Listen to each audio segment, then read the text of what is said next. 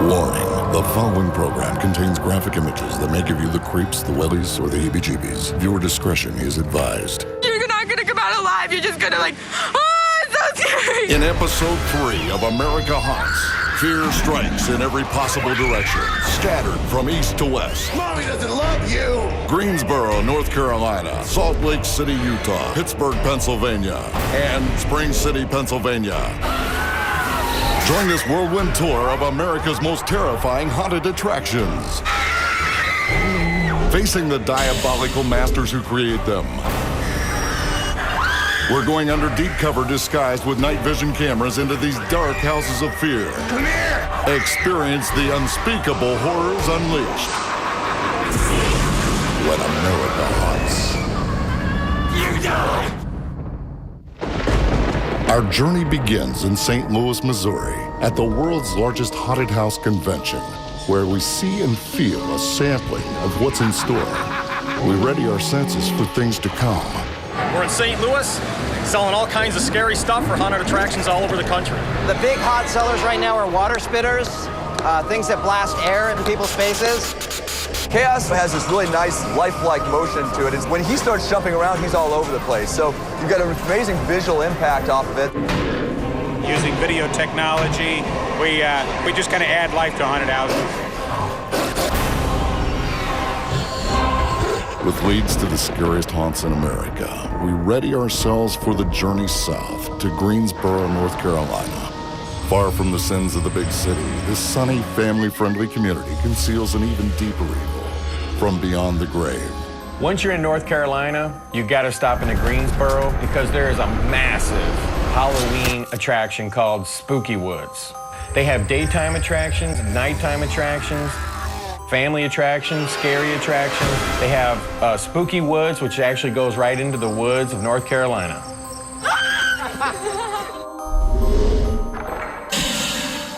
Even though I'm the owner of Spookywoods and deal with all the stress of the business, when we open up, I love getting dressed up or hiding in the corn and getting out my props and jumping on people with the cat, things like that.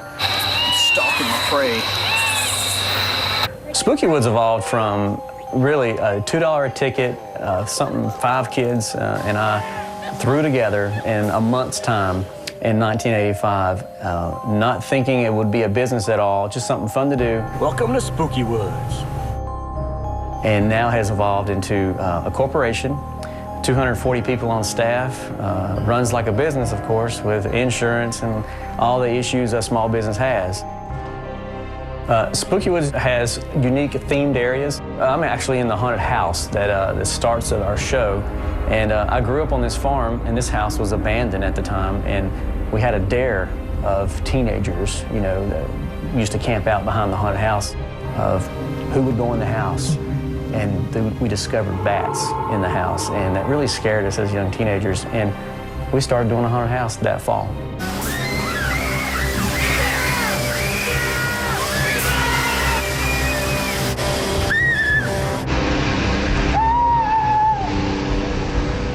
We have one particular actor that's been with us for many years that came down with diabetes, and he lost his right leg. And at that point, he thought he couldn't work for us anymore. And I was like, well, Stevie, if you don't mind, let us utilize that handicapped in the show. And he's like, sure, I'll do anything. I just want to work. So they used me in a scene where they can use an amputee or like it's been actually cut off, and it actually is.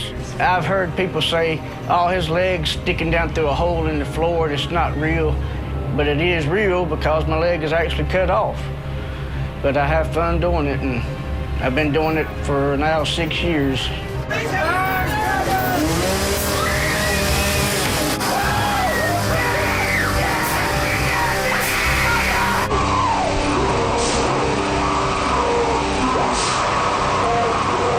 Traveling the country, haunted houses, first thing comes to mind typically in a big city is a warehouse or, a strip mall. In the Carolinas, it tends to be more outdoor haunted attractions due to the environments we have we can use that are scary. One of the stops here at Spookywoods is a walk with nature.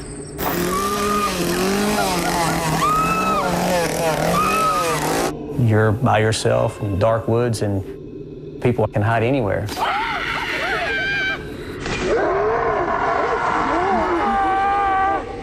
Being an outdoor hunt gives us lots of opportunity to use a natural environment.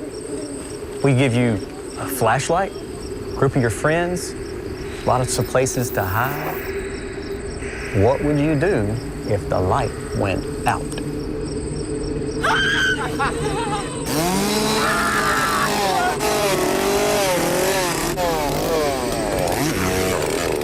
The reaction we get from the flashlights being remotely controlled, first, of course, they think something's wrong with the flashlight. No, it's not working. Start banging the flashlight, thinking the battery's dead or something. She gave us a dead freaking battery. And then when it comes back on, you know, they just think they got a bad flashlight.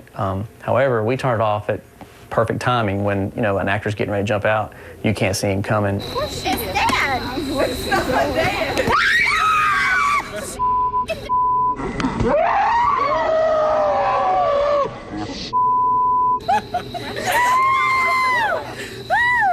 It adds to the scare. And then we have a haunted cornfield. It's blended scares in there. You can't see the people right in front of your face. Total sensory experience awaits you. You can feel it brushing up against you. You can hear it rustling.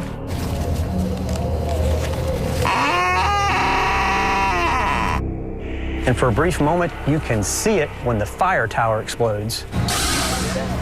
And then it gets total darkness again, and that's when we scare you.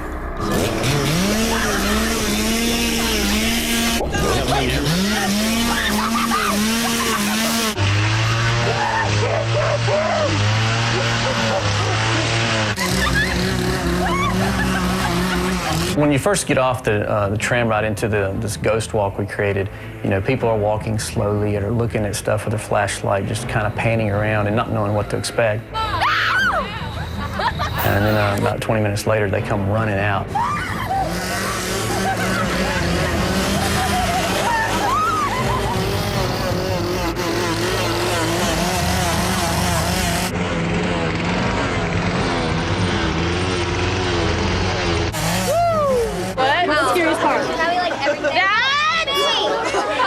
I think the scariest part is the characters. What we look for in actors, unlike when we first started, it was like, oh, you're breathing, you got the job. Yes, this is a paid position, but I'm looking for people that have a passion for Halloween, a passion for scaring people. I mean, just to hear those screams is just beautiful. Oh my God, it's beautiful!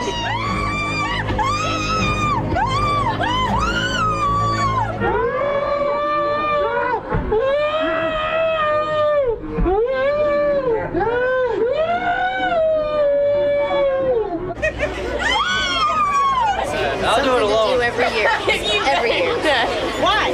Why? Because we like the thrill of being scared.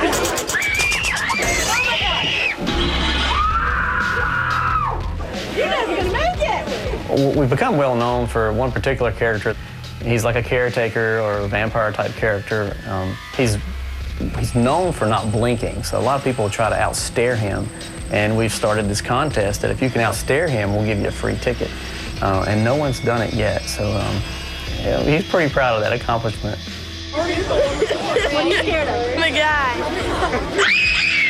Oh my God! I mean, I do this because I did it all my life, you know. Since I was 15, I've been scaring people, and I love it. When my husband Tony is in the woods, I'm actually the one that's keeping the show afloat. I'd leave the management to delegate that away. And so I run around and put out the fires, help the customers, and make all the employees happy. Yeah, it's a business. It's got to make money because it costs a lot to do it. But you can guarantee I'm going to be scaring people when we open up. You're going to find me out in the woods with a simple scare that I come up with called a cat on a stick. This cat will scare the crap out of about any adult that comes out in the woods. Waiting for that perfect time, you know, when they're not paying attention, they're talking about what's happening. And then you just pounce on them, man, with this cat.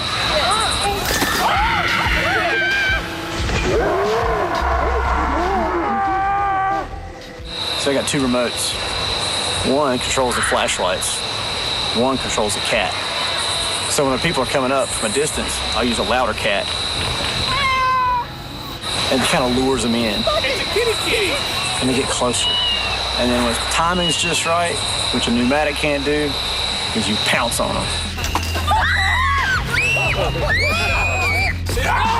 God, you guys are so That was good.